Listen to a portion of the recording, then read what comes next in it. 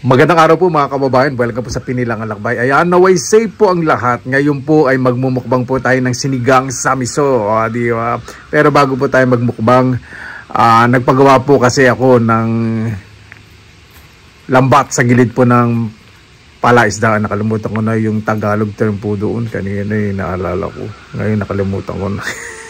Tara, samahan po muna niyo ako at pakikita ko po yung pinagawa ko po kanina. Napakaayos po at pangmayaman ng dating social. Tara, samahan po ninyo ako. Ayan, nagluto po si Ate Mabig ng sinigang samiso. Diba? Salmon po yan. Ayan po. Pasensya na po, hindi ko po pinakita kasi syempre nire-respeto ko rin po yung mga gumagawa po dahil ayaw po talaga nila sa camera. Naya din po magtanong pwede silang i-vlog. Baka isipin nila puro pagkakakitaan yung isip ko. Hindi, paano makagawa din po sila ng maayos. Ayan po yung itsura at naayos na po. Maglilinis na lang po kung magwawalisan at magdadamo-damo. Diba?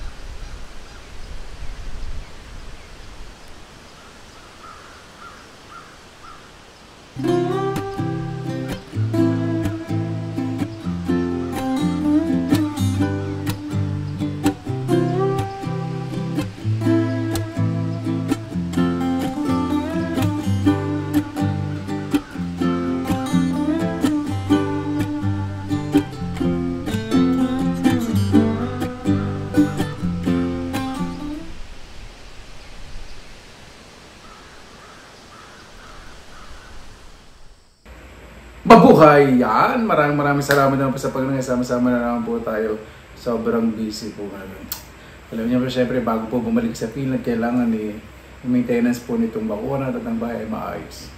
Bago tayo magsimula, pasalamatan po muna natin ang Panginoon. Panginoon, maraming salamat po sa biyayang binibigay at naibigay niyo po sa amin sa araw at naway bawat isa po ay mas maging mabuti po sa kanilang kapwa, lalo na po sa kanilang sarili dahil doon po makikita ang pagmamahal, pagmamalasakit po sa kawan. Nagbiran po ang pag-ibig sa puso at isipan ng bawat sa kayo na po bahala po sa amin. Sinusuko na po namin sa inyo lahat sa kanan ni Jesus. Amen. Sana po natin. Salamat naman. At nakakain na tayo.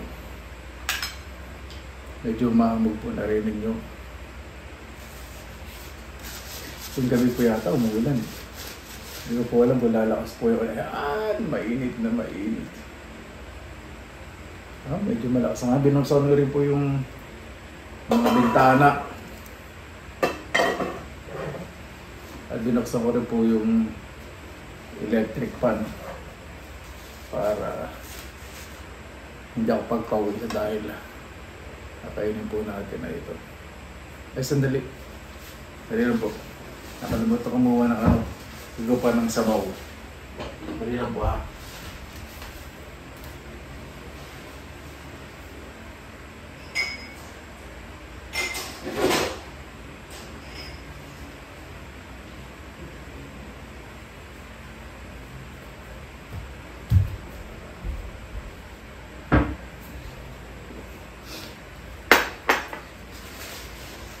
Yung buko po, K-pop.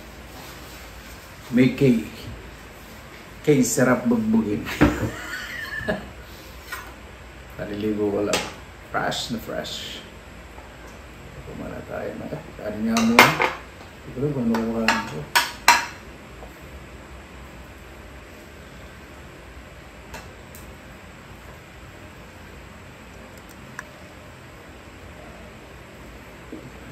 Oops.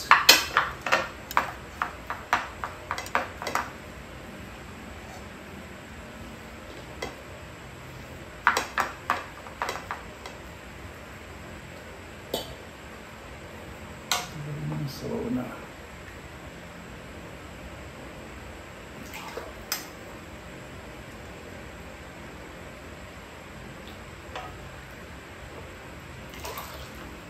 Sarap sa pag-umiligo. Natin dito. Para hindi madiwara.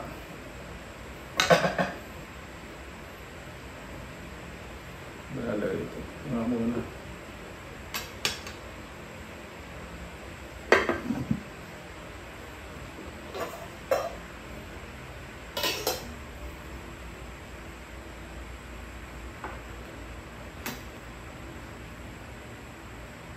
Dali lang po ah.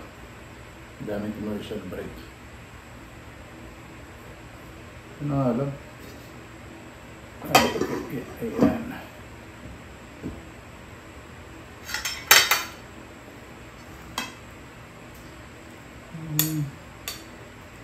Gulay.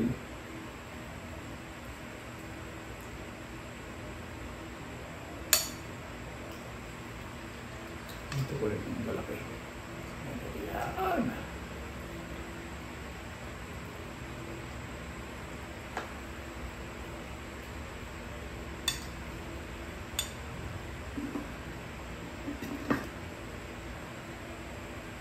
So dito medyo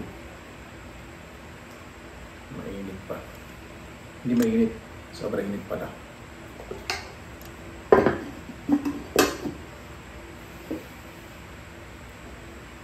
Sana po ang tagal mag-umpisa. Huwag mo yun itong gulo. Para grade 2. Hindi na po.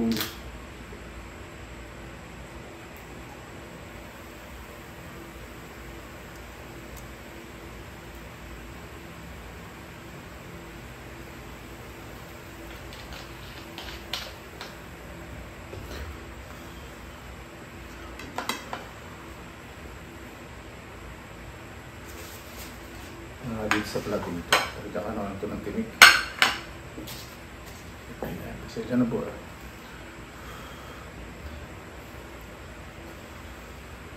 Ayan pa eh.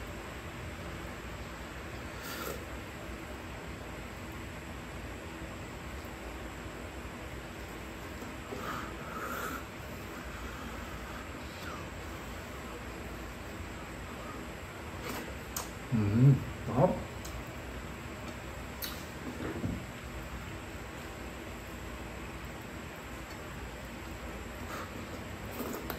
Mas magulan na.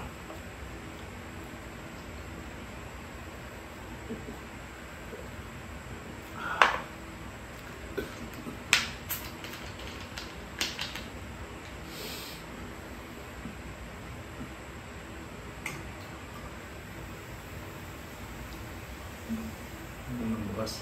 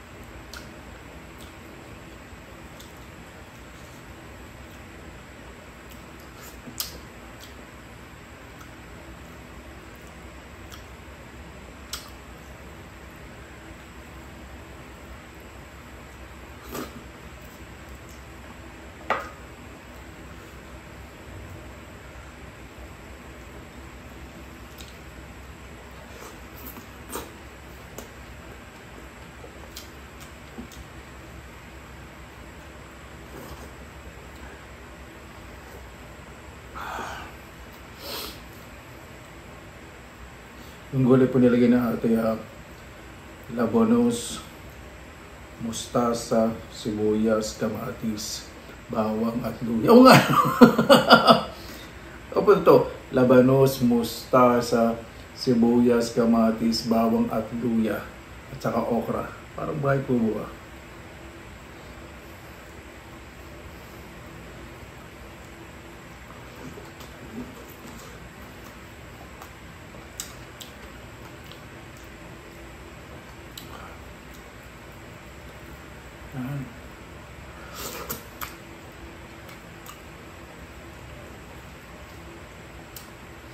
Pinirito muna niya ating ulo. Pinagulong. Tapos sa hari na tawag si ate po ng prito.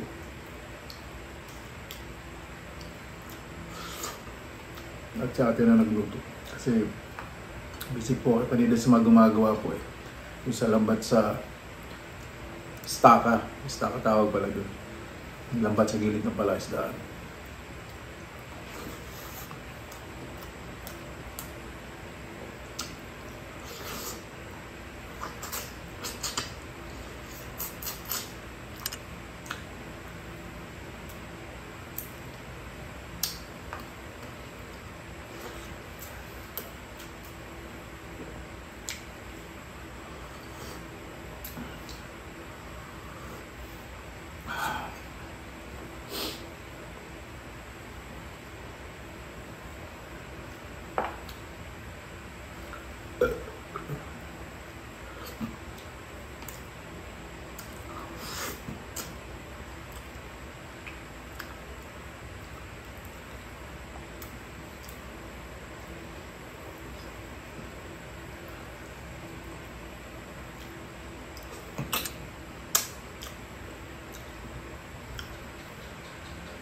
Alala ko sa Finland eh.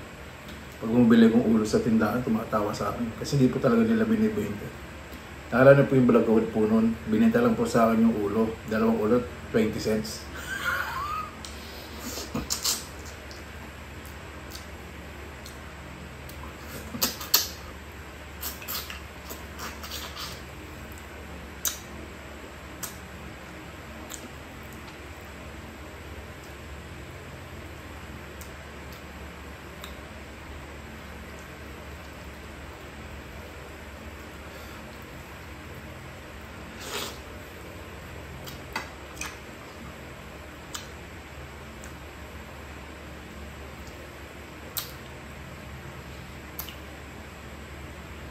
Masarap po talaga na ano, no? Sinigang. Tumiso. Pag-isda.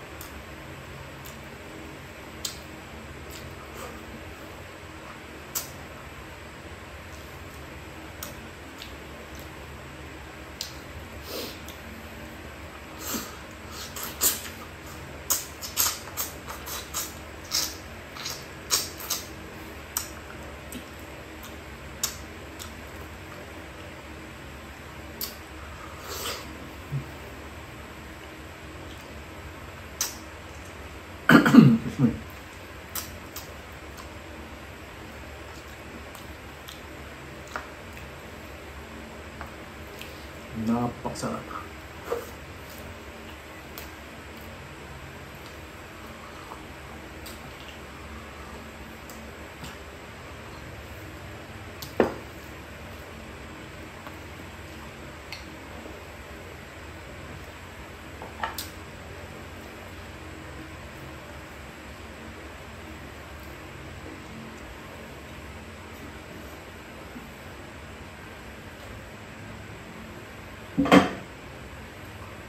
Siyempre ano eh, itong mustasa, daw ng mustasa.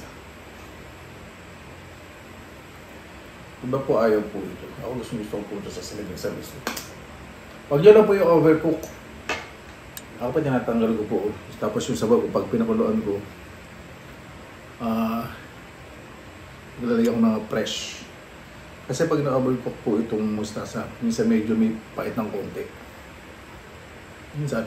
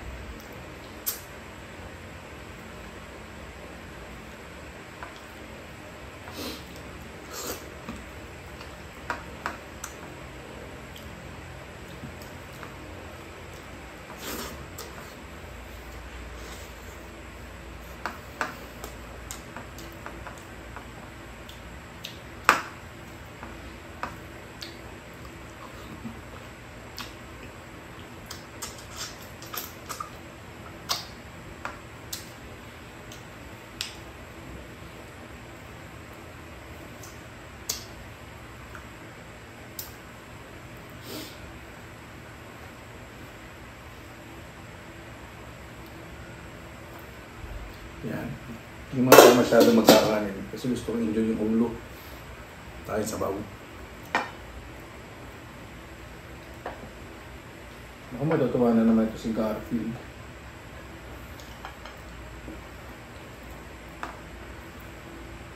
Busa.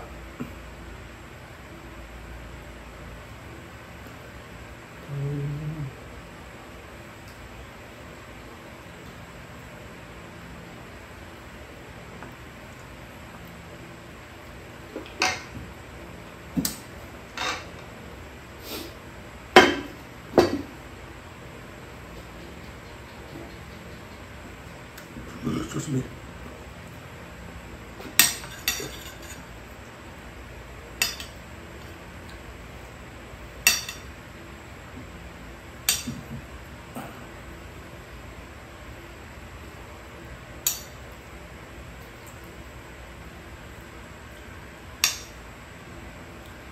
Ang miso po, masarap sa miso, ginigisa po talaga. Sa bawang, sibuyas, luya, kamatis. Para mas masarap, mas malasa.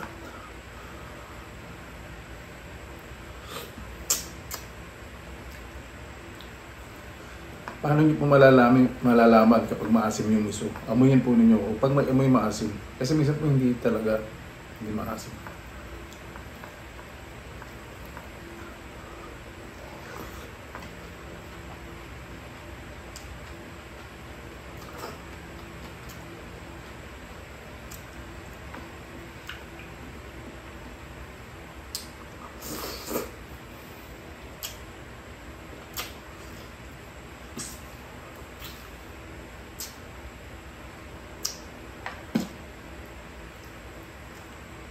Ang salmon, mabait, malambot ang buto.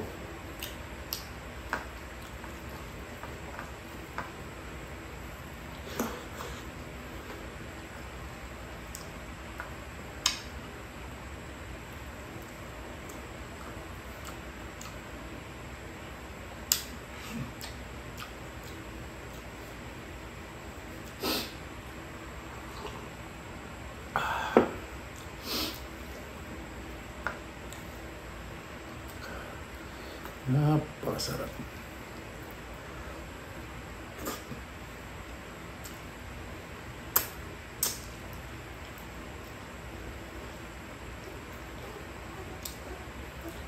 Para po sa akin, ito po yung pinaka-the best na luto sa salmon, sinigang sa miso. Sa Pilan po kasi laging may cream. O kaya smoked salmon.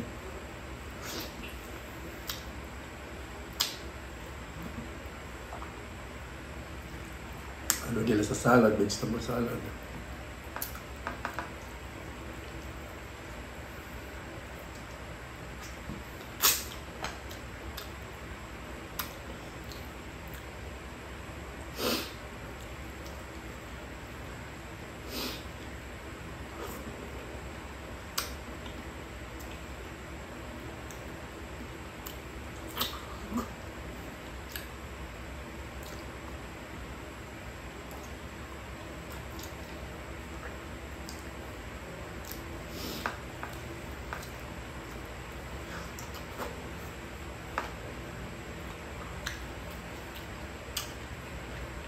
Kapag panahon po ng salmon, ako na.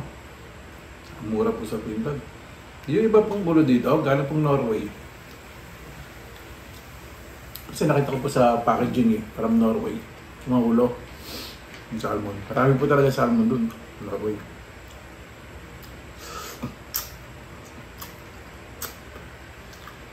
Ang mga finish po, kagandahan po sa kanila, pinapatronize o binibili po nila sa nilang gawa po nila sa ilang huli.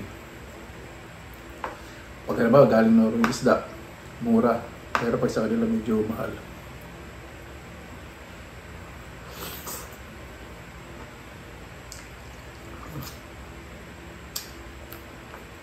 Kasi pag sa Finland hinuli, pag dumating sa bansa nila, hindi frozen. Kasi pag nahuli sa Norway, nilalagyan po ng yelo yun. Pag nakalagay sa frozen, yun nga, frozen van, chill van.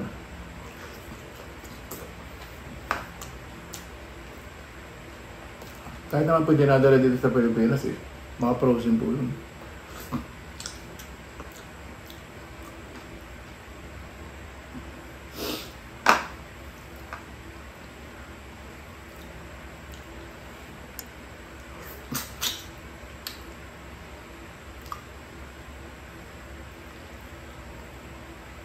Hindi lang naman dito sa Pilipinas, sa ibang Southeast Asian countries din.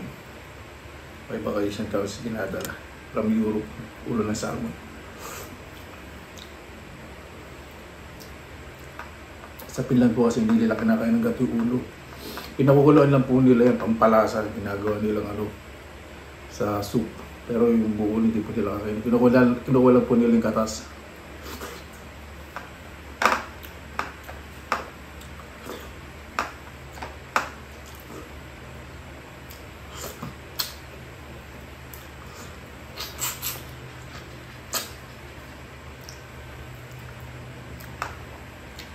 Sarap.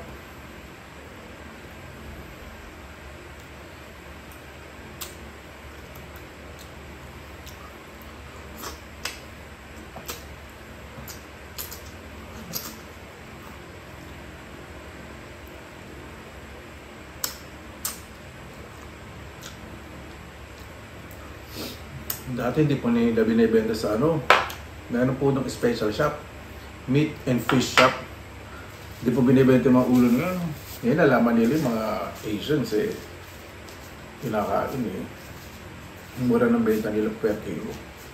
Mga 2 to 4 euro po. Mura pa rin po yun. Per kilo po yun ha.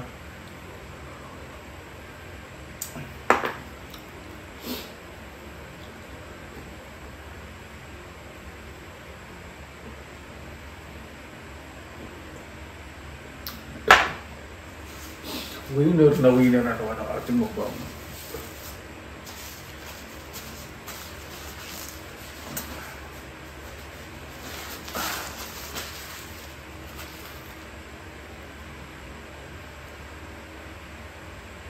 Ay, salamat po sa Panginoon. Paano po bago pa tayo magtapos, pasalamatan po muna natin ang Panginoon. Panginoon, maraming salamat po sa araw po na to. Naway lahat po ng nanonood yan din po kanilang mga pamilya, mga mahal sa buhay, kaibigan na nakasalubong, ay ligtas po. Lalo na po yung malalayo po sa kanilang mga mahal sa buhay, nasa Pilipinas o nasa abroad. Kahit din po aming kababayan, kami pong lahat ng tao sa buong mundo na lumalaban po ng patas. Naway, meron sa puso't isipan ng bawat isa ang pagmamalasakit po sa kapwa, lalo na po sa kanilang mga sarili at pamilya. Kayo na po bahala po sa amin, sinusuko na po namin sa inyo lahat sa kanan ni Jesus. Amen. Jesus po. Paano po? Maraming salamat naman po sa inyong oras na inilaan sa Pinilakang Lakbay. O, di ba?